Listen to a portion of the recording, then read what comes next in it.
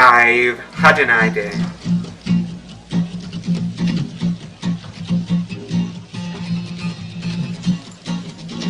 Inspired by Rachel Whiteley's negative space castings, I'm going to take a cabinet and fill it with concrete to create a coffee table. I'm going to get a cabinet, cut a hole in it to pour from, fill any open spaces or gaps, seal all the joint with silicone to stop any concrete from leaking out, and add some bracing to stiffen and support the structure.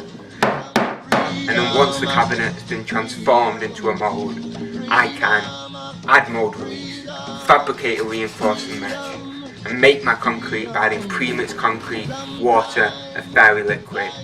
And then once it's all mixed up, finally I can pour the concrete, reinforce it with mesh, wait for it to set, release it from the mould, seal it with a concrete sealer, assemble it and add a grass top.